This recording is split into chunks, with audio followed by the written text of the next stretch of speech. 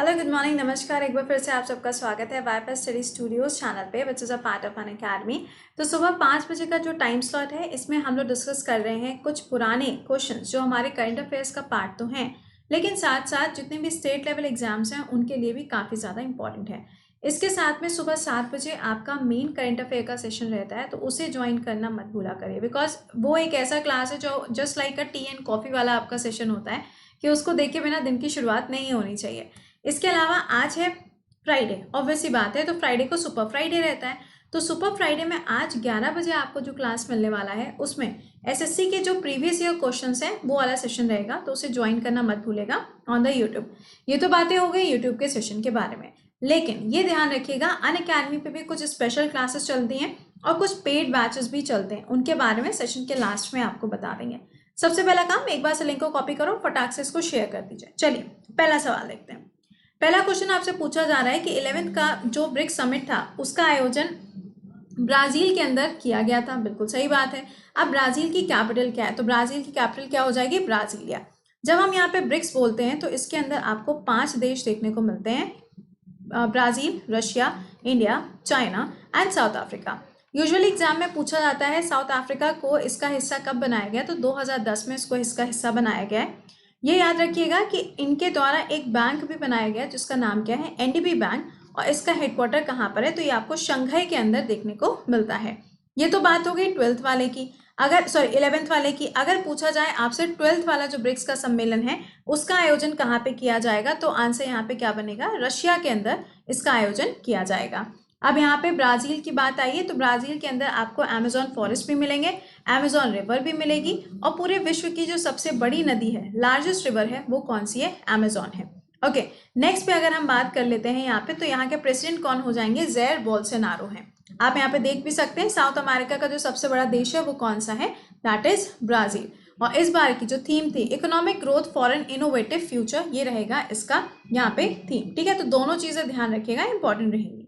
अगले सवाल पे आते हैं। Who has been appointed as the interlocutor by the Supreme Court to talk to the protesters against the citizenship law in Shaheen Bagh केस। देखो, शाहीन बाग केस जो अभी कुछ टाइम पहले हुआ था वो सीएए को लेके हुआ था।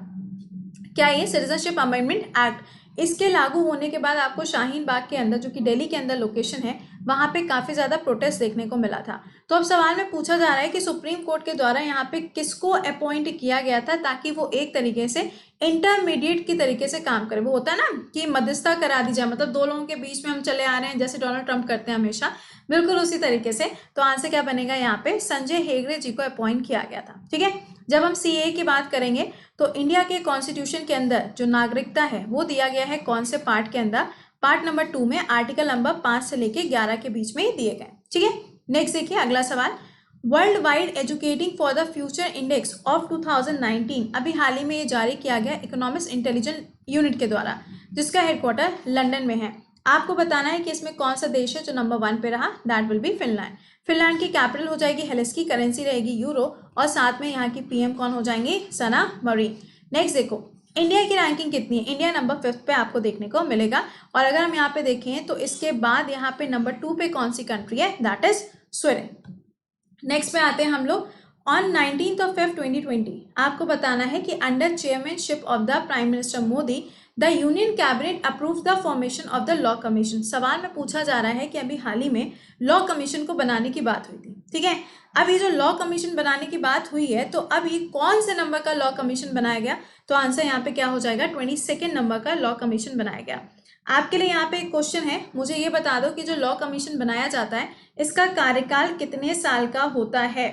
जल्दी से आंसर करके मेरे को कमेंट सेक्शन में बताइएगा कि इसका जो कार्यकाल होता है वो कितने साल का होता है।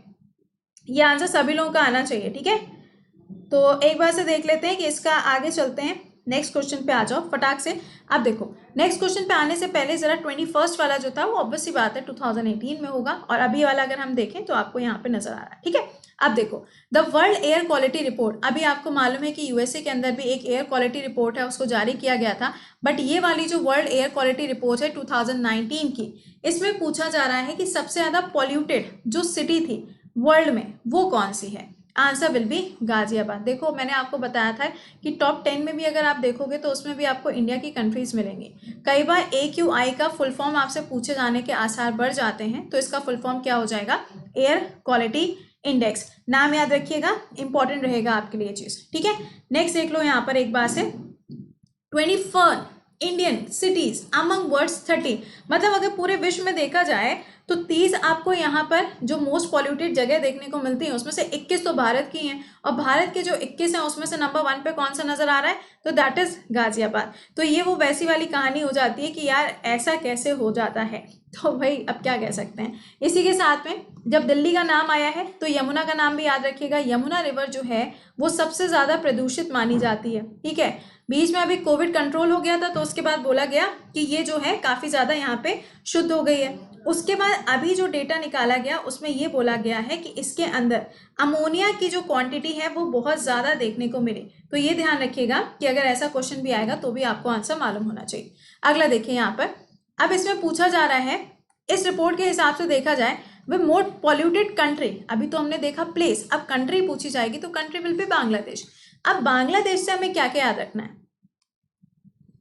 मैत्री ट्रेन का नाम, दूसरा 10 लोकोमोटिव इंजन यहाँ पे भेजे गए, संप्रीति एक्सरसाइज यही इंडिया और बांग्लादेश के बीच में, और इसके साथ में और कुछ पॉइंट्स बताए थे, जरा मुझे बताना कमेंट। अच्छा हाँ, रिलायंस वाला पॉइंट बताया था मैंने आपको, रिलायंस जो है वो यहाँ पे इलेक्ट्रिसिटी प्रोडक्शन में इनकी हेल्प करने वाला है, तो दिस इज अ पॉइंट। अच्छा आप देखिए, 5 exposure by 500 national 500% national air pollution decreased by 20% from this to this।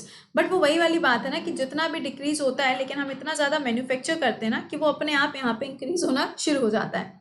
अगला देखिए, according to the report of World Population Review, ठीक है ये पॉपुलेशन रिव्यू है, India became the country with which major economy in the world surpassing Britain and France. आपको बताना है कि इन दोनों देशों को पीछे छोड़ते हुए भारत जो है वो कौन से स्थान पर आ चुका है, तो इंडिया की रैंक नंबर 5 हो गई है।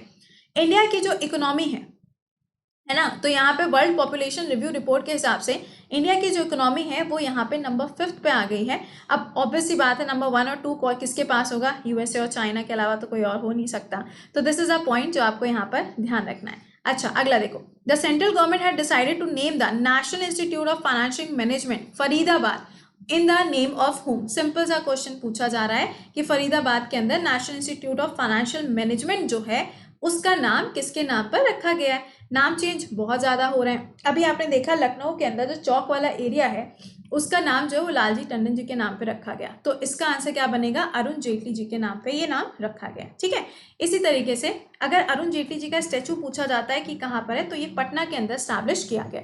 अगला सवाल, इंटेलेक्चुअल प्रॉपर्टी इंडेक्स, इनके द्वारा अगर अभी देखा जाए तो एक रिपोर्ट आई है ना। अब इस रिपोर्ट को जारी किसने किया है यहाँ पर, तो यूएस चैम्बर ऑफ कॉमर्स के द्वारा यहाँ पे इसको जारी किया गया है। पूछा क्या जा रहा है, ग्लोबल इनोवेशन पॉलिसी सेंटर के द्वारा जारी किया गया है। कौन सी ऐसी कंट्री है जिसके सबसे ज्यादा पेटेंट देखने को मिलते हैं। एक अगर ये सवाल बनेगा तो सबसे ज्यादा पेटेंट किसके हैं, चाइना के। लेकिन अगर पूछा जाए इंटेलेक्चुअल प्रॉपर्टी इंडेक्स के हिसाब से नंबर 1 पे कंट्री कौन सी है, दैट इज अमेरिका। तो ये आपको याद रखना। अब इंडिया की रैंकिंग अभी हाल ही में चेंज हो गई है। इंडिया कौन से नंबर पर आ चुका है, यहाँ पर 40 पे, पहले 36 पे था, अब ये 40 पर आ गया। अगला देखिए, Ministry of Commerce of India जो है इनके द्वारा which country has surpassed India to China to become India's largest trade partner. मैंने आपको बताया था कि चाइना के ऐप वगैरह बंद किए जा रहे हैं, चाइना के प्रोडक्ट वगैरह बंद किए जा रहे हैं, अब तो वीवो के साथ भी टाई अप खत्म कर दिया है। तो ये जो चीजें हो रही हैं इसकी वजह से इंडिया और चाइना के बीच में ट्रेड डेफिसिट देखने को मिल रहा है। क्या है, ट्रेड डेफिसिट। अब ये जो ट्रेड डेफिसिट चल रहा है तो अब कोई ना कोई तो कंट्री होगी ना जो यहाँ पर क्या करेगी, इनको काफी ज्यादा क्या करेगी, बढ़ावा देगी। तो कौन सी यहाँ पर कंट्री है जो यहाँ पे काफी ज्यादा इन्वेस्टमेंट करना शुरू कर दिया है इंडिया के साथ, तो वो कौन सी कंट्री हो जाएगी यहाँ पे, यूएसए। यूएसए ने यहाँ पर क्या किया है, पूरी तरीके से इनके साथ अपना जो ट्रेड है उसको बढ़ावा देना शुरू कर दिया है, ठीक है। अब देखो नेक्स्ट देखते हैं, the Supreme Court has ordered the sale of only vehicles with which standard। अरे भाई सिंपल सा सवाल है, यहाँ पे BS6 हो जाएगा आंसर। मैंने आपको बताया था कि पोल्यूशन जो है वो इतना ज़्यादा बढ़ता जा रहा है कि इसको कंट्रोल करने के लिए यहाँ पे BS6 यानी कि भारत स्टेज 6 जो है उसका यूज़ किया जा रहा है। आप लोगों ने देखा होगा जैसे कि एक्टिवा है, बुलेट्स हैं, इन सबको जब आप देखोगे ना तो इसमें क्या होता है, इसमें जो लाइट्स वगैरह होती हैं, हेडलाइट्स वगैरह जो होती है ना, वो जलती रहती है, जैसे ही बादल वगैरह हो जाते हैं, डिम लाइट होती है, उसमें वो जलना शुरू हो जाती है। तो ये क्या है, BS6 है।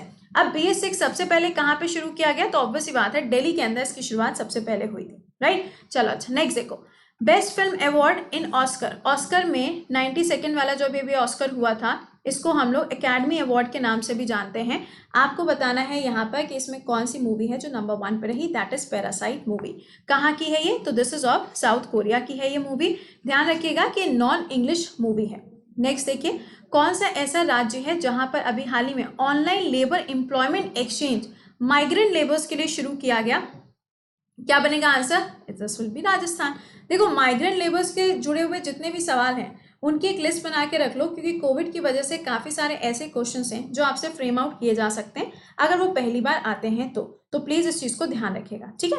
नेक्स्ट देखो, India and which country have a border dispute on Pangong Tso lake which is recently in the news. यार ये बताना पड़ेगा, अब मतलब ये दिन आ गया कि तुम लोग को ये सवाल मुझे बताना पड़ेगा। आंसर क्या बनेगा यहाँ पे, China will be the correct answer. China के साथ भैया ये जो डिस्प्यूट है ना, वो आप भी जानते हैं कि किस लेवल तक है यहाँ पर, तो इसको ध्यान रखिएगा, इंपॉर्टेंट बनेगा। अच्छा, अब एक चीज और निकल के आई यहाँ पर, वो क्या आ जाती है, चाइना के साथ सिर्फ पेगोंगसो वाला नहीं है, इस एरिया में अगर देखा जाए तो आपको ये भी याद होना चाहिए कि मैंने आपको एक बार से बताया था कि ये जो रीजन है यहाँ पे काफी सारी ऐसी प्लेसेस भी हैं जिनमें आप देखोगे, जैसे कि गलवान वैली हो गई, या फिर मैंने आपको बताया था फिंगर 5 हो गया, या मैंने आपको बताया था कि वहां पे फिंगर 8 वाला रीजन भी है। तो ये सब चीजें प्लीज थोड़ा सा ध्यान रखा करो, अगर एग्जाम में आए तो कम से कम आंसर मालूम होना चाहिए, ठीक है ना। तो चलो, इसका आंसर तो मैंने आपको बता दिया। नेक्स्ट देखो यहाँ पर, next, who has recently been awarded the, ध्यान से सुनिएगा, EY, जरा जल्दी बताना, what is EY, world entrepreneur award 2020। EY मुझे बता दो जरा क्या है, जरा हम भी जानते हैं कि आंसर क्या करते हो। इसका आंसर बनेगा यहाँ पे किरण मजुमदार, इनको भी रिसेंटली से अवार्ड से सम्मानित किया गया है। EY का फुल फॉर्म का अभी भी इंतजार कर रहे हैं, जल्दी से आंसर करके बताओ। देखो, एंटरप्रेन्योरशिप के लिए अवार्ड दिया जाता है और ये बाइकॉन के अंदर एज अ बॉस यानी कि एज अ CEO काम कर रही है, ठीक है। चलिए अच्छा, तो ये तो थे 15 सवाल जो हम लोगों ने डिस्कस किए, बट ये ध्यान रखा करिए हर दिन सुबह 7 से 8 आपका मेन डेली करंट अफेयर का सेशन होता है। ये तो रिवीजन है, ठीक है। एक बार इस सेशन को लाइक और शेयर कर दिया करो।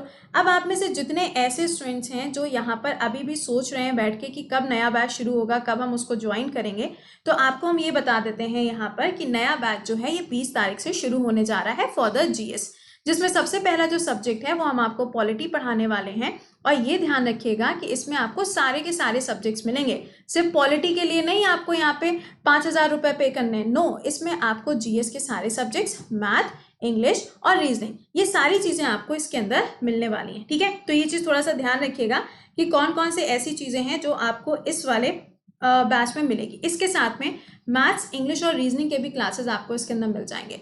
बैच जब आप ज्वाइन करोगे तो कोड क्या यूज करोगे, कोड विल बी कृति10, 20 तारीख से शुरू होगा, 20 अगस्त से, तो टाइमली इसको ज्वाइन। Thanks for joining. अब आप लोगों से मुलाकात होगी कितने बजे, 7 बजे लाइव सेशन में, तो जुड़ना मत भूलिएगा। Till then, bye bye and take care.